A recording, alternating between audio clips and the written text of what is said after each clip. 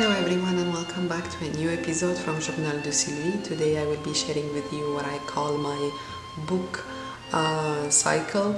That's a term that I came up with to describe the system I have in place of what do I do after finishing a book. So first of all, the definition of a book in my system is of course this physical book. It's also audiobooks. It includes recorded audio plays for the classic novels, which represents 95% of what I read, and it also includes the theater plays where actors perform the classic novels. The reason is that those plays are usually actors are very strict and they stick to the original script of the author, so it's like reading the book with visual, sound and light. All of that falls under my book portfolio. So anyway, for the sake of the example, we have a physical book here. So step one is reading it and, if necessary, annotate it. I do have my simplified annotation 7 letters. Having a simple annotation system helps you to remain consistent and remember what was it about. I will leave the link to that in below description box. Step number 2, and that's not an optional step, this is something I always do after reading a book, is checking in the book into my library. So here is my library. I chose this notebook to be my library, and I call it this way because not to be confused with classic reading journal that includes totally different things than the one I have over here. So of course, if you think about a library, I always been fascinated with the classic libraries around the world. So I don't want my library to be boring. I like to decorate it. I dedicate few pages with visuals and inspiring decoration. And then of course, the main thing is having in your library the bookshelves. It contains the actual books you have. And for that, I created this very simple table that you read on a horizontal layout. It includes the number of that book. So this number continues to go in an ascending fashion. So by the time you finish the entire notebook, the last number will represent the total number of books you've read. Followed by the name of the book and then a small column with an L letter that stands for language. Which basically is the language that this book was originally written with. I think this is good because it honors and credits the origin of the author and the book. Then I have a column with my review and basically how many stars I give that book, and for that I express it in a small botanical doodling where the number of leaves are the number of stars. However, if I reach 5 stars, if I give 5 stars to that book, the 5th leaf will be like a red cherry, and this is to make it standing out. Where are my 5 stars? And then I have a column with the year, and this year is the basically the year the book was written. And I think knowing the era where this book, when was this book written, reflects a lot about the book. Name of the author, and finally the last. And then I have a last column where I add the type of the book, if it was fiction, romance, tragedy, and so on. You can use this column also to add a brief comment. And then I continue this system for a few pages, and then I take a break again because I like to decorate my library. And I start to add the book covers. Book covers makes it fun. It kind of brings back the book to your memory and helps you to remember what was this book about. And if in the rare cases you don't find the book cover online, you can print a picture of the author and just add the name of that book on it. My library also includes some spreads with beautiful inspiring collage. I dedicated that spread for Anton Chekhov, one of my favorite Russian authors. He's the master of short stories. I always find beautiful wisdom, deep yet simple morale. So I dedicated this spread for that author.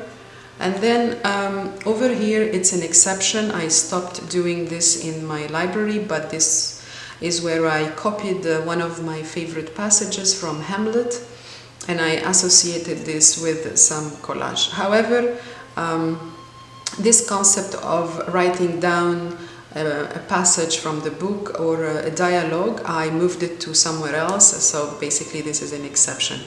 What will remain in my library is the tables, which is the shelves, the book covers, that stays, and sometimes I like to add a collage page because I like to decorate my library. So this is what I actually read. It does not include what I am planning to read. This is just about facts. And that is the option that I use regardless how I rated the book. I have to check it in my library. Moving on to step 3. From step 3 on, it's optional.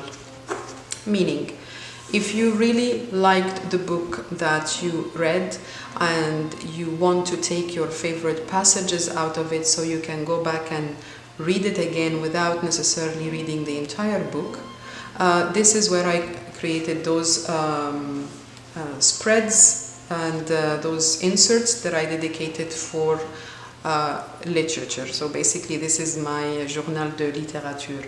And as you can see here, an example is basically you create a spread. So you're taking what you read to another level because you liked it so much. So this is a spread I dedicated for, again, a great story named Le Voile du Bonheur, and authored by Georges Clemenceau.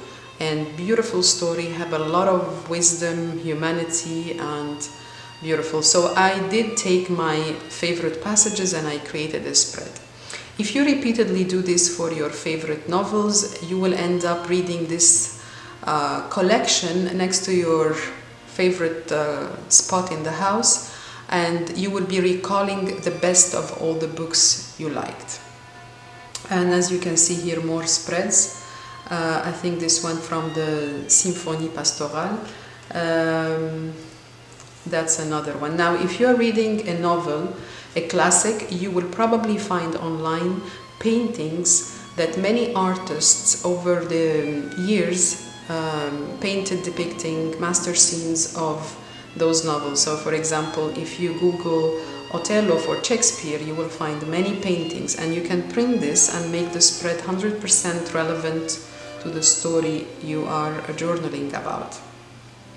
Another example of that is here, the 3 series of the Oedipus. I found many paintings for those novels, and it's beautiful because now, of course, you don't have to, but if you find something 100% related to your story, why not?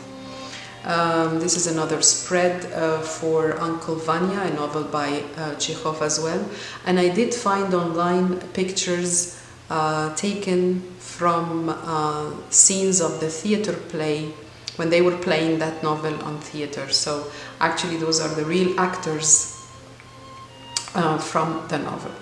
And of course, I want to say this is one of my favorite journaling part, and now I have a collection that I enjoy, and frequently I find myself going back and reading it.